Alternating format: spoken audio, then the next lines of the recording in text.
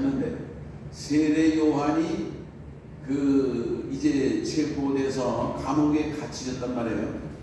이 세례 요한이 갇히셨다고 하는 그런 그 말씀을 듣고 예수님은 공생의 사역을 시작하시는데, 예수님이 그 공생의 사역을 시작하신 곳이 갈릴리 지역입니다.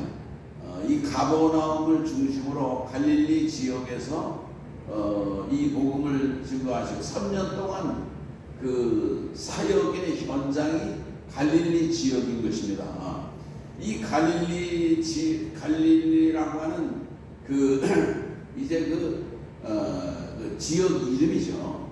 우리나라의 경기권, 충청권, 전라권, 경상권 이렇게 있는 것처럼 유대 땅을 보면은 맨 그 아래쪽에 유대 그 지역이 있고요. 가운데 곳에 사마리아 지역이 있습니다. 그리고 북쪽에 그 갈릴리 이제 지역인데, 갈릴리에는 유명한 그 요단강이 흘러서 그 물이 갈릴리 호수로 이제 들어가게 되는데, 이 갈릴리 호수는 민물 호수이고 굉장히 아름다운 그런 그 호수인 것입니다. 이 갈릴리 호수는 길이가 22km 정도 되고 폭이 한 11km 정도 되는데, 그 갈릴리 호수를 끼고 갈릴리 그 지역이 형성되는데, 이 갈릴리 지역은 갈릴리 호수의 한 4배 정도 된다고 그렇게 보면은 될 것입니다. 그래서 그 지역에 말하자면 동리 마을이 한 200개가 넘어요. 거기에 그 갈릴리 지역의 통치자였던 정치가였던 그 요세푸스, 역사가이기도 한데, 이 요세푸스의 기록에 의하면 갈릴리 지역에 204개의 마을이 있다는 거예요. 그리고 그 마을에 1만 5천 명 이하의 동네는 없었다고 하니까, 이를테면 그 갈릴리 지역이 그 갈릴리 그 호수를 끼고 형성되는 비옥한 땅에서 많은 사람들이 살았다, 그런 말씀인 것입니다. 그렇지만 오늘 여기 그 앞에 있는 15절에 보면은 스불론 땅과 납달리 땅, 요단강 저편 해변길 이방의 갈릴리라고 했어요. 이방의 갈릴리. 그래서 이 갈릴리는 이를테면 유대인들의 그 정서로 볼 때는 유대인이죠. 유대인들은 주로 유대 땅 지역에 사는 사람들이거든요. 유대인들의 그 정서로 볼 때는 갈릴리에 사는 사람들은 이방인들이다, 그렇게 생각을 했다는 거예요. 그러니까는 정통 유대인이 아니고 이방인 갈릴리다, 그럴 정도니까 얼마나 이 갈릴리 사람들이 그 유대인들로부터 멸시를 받았고 배타적으로 그렇게 대접을 받았는지를 우리가 알 수 있다, 그런 말씀인 거예요. 그러니까는 이렇게 이방 땅, 이방 지역의 선교를 여시고 시작하신 분이 예수 그리스도이신 것입니다. 오늘날 전 세계 열방을 향해서, 열방이라는 게 이제 all nations 그런 뜻 아닙니까? 모든 나라, 모든 민족, 종족, 언어 이런 걸 초월하는, 이를테면 그런 열방 선교, 이름도 열방 그런 이름 교회도 있고 그런데, 어쨌든 이방 선교의 이를테면은 그 시작을 여신 분도 예수님이에요. 우리들은 사도 바울이 처음이라고 생각하는 건 오해가 된 거예요. 예수님께서 이방 지역, 갈릴리 지역에서 이렇게 선교하시고 복음을 전하시면서 온 세상 인류를 구원하시는 그런 공생의 사역을 시작하셨다는 것이고요. 예수님께서 이 공생의 사역을 시작하시면서 제일 먼저 하신 일이 뭐냐면은 제자를 부르신 거예요. 예, 오늘 여기 말씀에 보면은 먼저 그 베드로와 그의 형제 안드레를 부르시고, 그리고 나중에 이제 가다가 세베대의 아들들이죠. 세베대의 아들 야고보와 요한을 부르시는, 그래서 이 갈릴리 여기에서 4명의 제자를 부르시는 이제 그런 말씀이 있는데, 예수님은요 제자가 12명이란 말이에요. 12명인데 12명 중에서도 특별히 그 베드로와 야고보와 요한과 안드레 이 사람들이 아주 중요한 핵심적인 그런 그 제자가 되는 것을 우리가 성경을 보면 이제 알 수 있지 않습니까? 예수님이 그래서 중요한 어떤 일이 있을 때 보면은 늘 세 제자를 대동하시는 겁니다. 네, 대동하시는 거예요. 오늘 그 주님 앞에 쓰임 받는 그런 제자들 중에서도 베드로와 야고보, 요한 이렇게 핵심적인 그런 제자들에 의해서 이 교회가 세워진 거거든요. 그런 것처럼 오늘 우리 성도님들도 주님에게 귀중히 쓰임 받는 보배로운 일꾼들 되실 수 있기를 바라는 것입니다. 아멘. 자, 그런데 보세요. 예수님께서 제자를 부르실 때에 어떻게 부르셨느냐 하면 누가복음 5장에 보면 이제 나와요. 5장에 보면 예수님께서 그 호숫가에 이제 이렇게 앉으셔가지고 밤새도록 고기를 잡았는데 못 잡았어요. 한 마리도 못 잡았는데 예수님이 그 시몬이죠. 그때는 베드로가 아니고 시몬에게 깊은 데로 가서 그물을 내려봐라. 그런데 밤새도록 못 잡았는데 사실은 예수님은 그 목수 출신이거든요. 바다에 대해서 뭐 사실은 경험도 없고 아는 바도 사실은 없는 거예요. 그렇지만은 예수님은 하나님의 아들이시잖아요. 뭐 모르는 게 없는 분이시거든요. 뭐 바다 속에 뭐가 있는지, 물고기가 있는지, 물고기 뱃속에 동전이 들어있는 것까지도 알고 계시는, 훤히 아시는, 꿰뚫고 계시는 분이 예수님이시거든요. 그 시몬과 이제 이 사람들이 깊은 데로 가가지고 그물을 내렸더니만은 그물이 성경에 이래요. 찢어질 듯이 그 고기가 많이 잡혔다는 거예요. 그물이 터질 것처럼 많이 잡혔다는 거예요. 그리고 그때에 이제 주님의 나는 죄인입니다 그런 고백하고 그러는데, 오늘 여기 예수님께서 이 베드로와 안드레 야고보와 요한을 부르실 때 나를 따르라, 나를 따르라. 예수님께서 오늘 우리들을 향해서 나를 따라오너라 그렇게 부르시는 음성을 이 시간에도 들으실 수 있기를 바라는 것입니다. 나를 따르라. 그러면은 내가 너희를 사람 낳는 어부가 되게 하겠다. 예? 사람 낳는 어부가 되게 하겠다. 아멘. 오늘 주님을 따라가는 주님의 제자들이 되시기를 바랍니다. 자, 그런데 보세요. 이 베드로와 안드레, 야고보, 요한이 즉시 주님을 따랐다고 말씀하고 있는 것입니다. 주님을 따르는데 어떻게 따라갔느냐면은 배도 버려두고 그물도 버려두고 아비도 버려두고 그러니까 모든 걸 다 버리는 거예요. 배가 별거 아닌 줄 아십니까?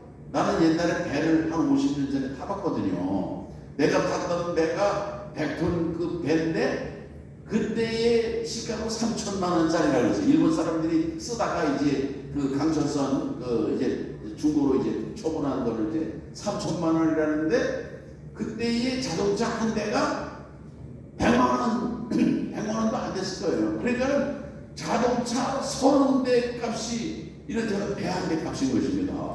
예. 그러니까 이 배값이 엄청 비싼 거예요. 그런데 이 배에는 생계가 달려있잖아요. 처자식도 먹여 살리고, 그런데 배를 버렸다. 그리고 고기를 잡는 그물도 버렸다. 이거는요, 전적인 자기 포기인 것입니다. 오늘 우리들도요, 예수님의 진정한 제자가 되고, 믿음의 정말 성도가 되려고 하면은요, 나를 포기할 수 있어야 돼요. 자기를 포기해야 돼요. 예, 자기 포기라고 하는 게 뭐 여러 가지로 말할 수 있겠지만 이게 이 재산을 포기한다는 게 이게 쉬운 문제가 아니거든요. 이 엄청난 거기 정말 그 평생을 일궜던 그런 그 배금을 이런 걸 포기한다는 게 이게 쉽지 않은 거거든요. 오늘 우리들이 예수님의 제자가 되고 하나님의 자녀가 되는 것은요, 이 세상의 물질보다도 명예보다도 권력보다도 감투보다도 여러분 더 가치 있는 일이라고 하는 것을 깨달으시기를 주의 이름으로 축원합니다.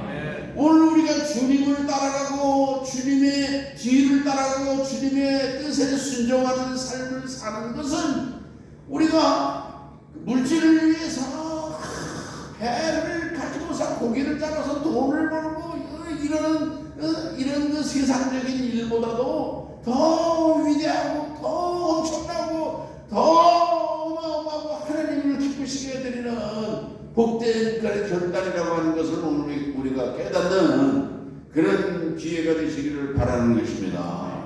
그러니까 이 베드로와 요한이 즉각적인 자기 포기와 순종을 보여줬다는 얘기예요.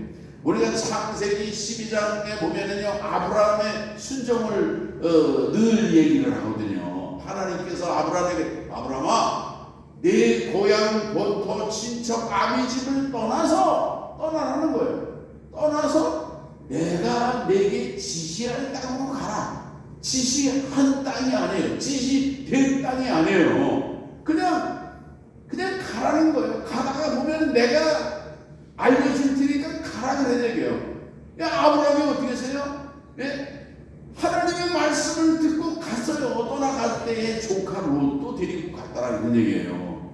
그러니까 하나님에 대한 전적인 신뢰와 믿음이 있었다는 것을 이 성경은 보여주고 있는 것입니다.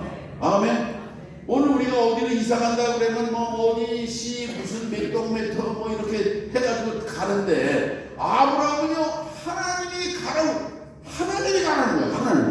하나님이 가라고 그러니까 고향을 떠나라. 이 고향 떠나는 게 쉽지 않잖아요.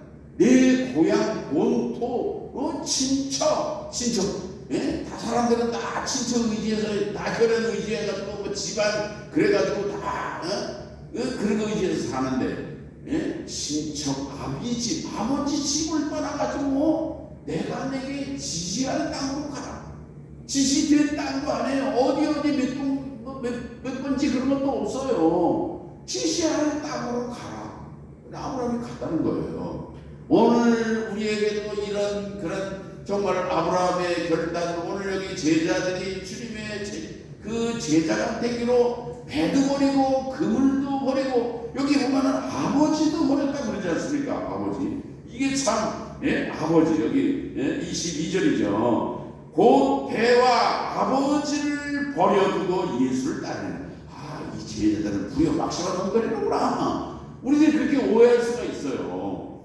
그러나 그런 게 아닙니다. 하나님은 물론 네 부모를 공경하라 하셨지만은, 이 제자들이 아버지를 버렸다고 하는 것은 아버지를 효도하는 일을 포기했다는 뜻은 아닌 거예요. 그러나 육신의 아버지보다도 아버지의 아버지가 되시는 하늘 아버지의 그 뜻과 명령을 더 귀중히 여기는 제자들의 그런 모습을 오늘 우리가 알 수가 있는 것입니다. 근데 이 제자들이 뭐냐면은 사람 낳는 어부들이잖아요. 사람 낳는. 이 배에서 고기를 많이 잡아봤어요. 그러니까 이 사람 낳는 어부가 이제 고기 잡는 어부가 아니라 사람을 낳는, 영혼을 구원하는 그런 어부가 된다 그런 얘기예요. 오늘 주님이, 오늘 우리들도 주님의 자녀를 부르시고 제자를 부르셨는데, 오늘 우리를 왜 부르신지 아십니까? 그냥 밥 잘 먹고 건강하게 튼튼하게 구구팔팔하고 장수하면서 살아라, 그런 게 아니에요. 오늘 우리를 부르신 주님은요, 오늘 우리도 동일하게 사람 낳는 어부의 사명을 오늘 우리에게 주시면서 부르신 줄로 믿으시기 바랍니다. 그러니까 오늘 우리들은요, 영적인 어부예요. 옆 사람하고 서로 한번 인사합시다. 우리는 사람 낳는 어부입니다. 이게 사람 낳는 어부가 뭐예요? 사람을 구원하는 거예요. 구원하는. 사람을 구원하는 어부입니다. 자, 그런데 고기를 잡으려고 하면은요, 고기가 그냥 걸려듭니까? 그 고기를 잡으려고 하면 미끼를 던져야 돼요. 낚시밥을 던져야 되는 거예요. 그러니까 오늘 우리들도 영혼을 구원하려고 하면은 낚시밥을 던져야 돼요. 미끼를 물게 해야 되는 것이고, 고기를 잡는 방법이 있어야 되고, 스킬이 있어야 되고, 이게 고기가 어디에 있는 거지? 이런 것도 다 관찰해서 어디에 고기가 많이 몰려다니는지, 이런 어부 탐지기 그런 것도 있잖아요. 오늘 우리들도 이 영혼을 구원하고 사람 낳는 이런 복음전도의 사명을 감당하는 데 있어서 연구해야 됩니다. 연구하고 방법도 우리가 모색하고 어떻게 하면은 잘 잡을 수 있을 것인지 이런 경험을 오늘 우리들이 다 동원해가지고 정말 이 사람 낳는 어부의 사명을 2024년 정말 감당할 수 있는 그런 삶을 살아가시기를 축복합니다. 아멘. 자, 그래가지고 이 제자들이 사람 낳는 어부가 되는 거예요. 그래서 오늘 우리가 이 구약성경에서는요, 구약성경의 제일 중요한 것은 뭐냐면요, 이스라엘 민족이었습니다. 이스라엘 민족, 이스라엘 공동체. 하나님은 이스라엘의 백성들이 하나님이잖아요. 그런데 예수님이 오시면서 신약시대가 열리면서 신약시대의 가장 중요한 것은 뭔지 아십니까? 교회인 거예요. 교회. 그래서 예수님께서 베드로에게 내가 이 반석 위에, 베드로의 신앙 고백 위에 내 교회를 세우겠다고 했어요. 이 교회가 예수님의 교회예요. 누구의 교회요? 예수님의 교회. 예수님의 교회예요. 예수님이 피값으로 사신 교회인 것입니다. 이 교회는 정말 죽어가는 영혼들이 몰려와가지고서 예수 그리스도의 이름을 고백하고 제사함을 받고 하나님의 자녀 거룩한 공동체란 말이죠. 이렇게 교회를 세우는 일을 베드로와 안드레, 야고보와 요한, 이 핵심 제자들, 나중에 다른 제자들도 다 귀한 일을 했지만은 이 핵심 제자들이 주님의 교회를 세우고 정말 주님의 교회를 정말 세우고 섬기는 일은요, 예수님이 나를 따라오느라 사람 낳는 어부가 되게 하겠다 하는 그런 말씀은요, 이것은 예수님이 당하시는 십자가의 고난, 순환, 죽으심 그런 길에도 동행해 달라고 하는 요청인 거예요. 오늘 우리들도 주님을 따르는 신앙의 길에 시련도 있는 것입니다. 여기에 뭐 꽃길만 있는 게 아니에요.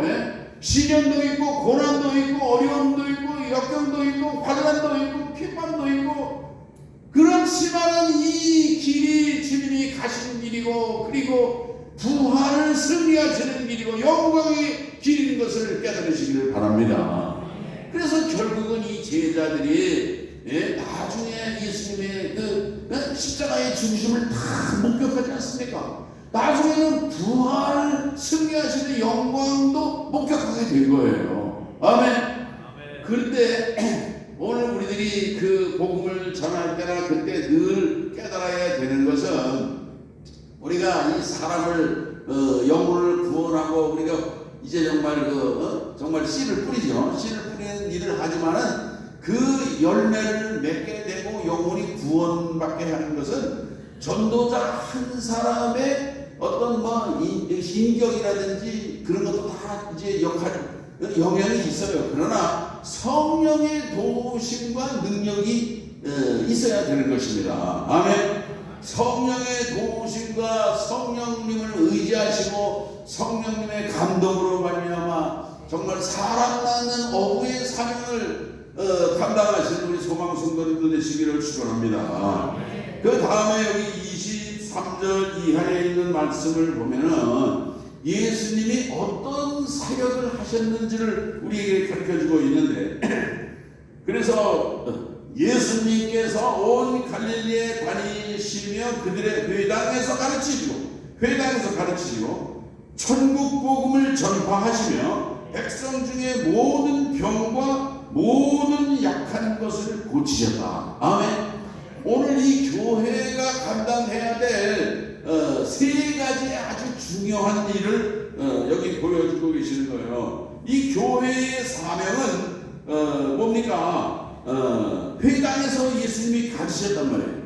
오늘 우리 교회는 이 교육적인 사명, 교회에 이렇게 전도되어서 나오신 성도들을 가르치는 그런 그 말씀을 가르치고 양육하고 제자 훈련을 하고 일꾼으로 세우고 이렇게 하는 일이, 이런 사명을 교육적인 사명을 잘 감당하는 그런 교회가 되어야 될 줄로 믿는 것입니다.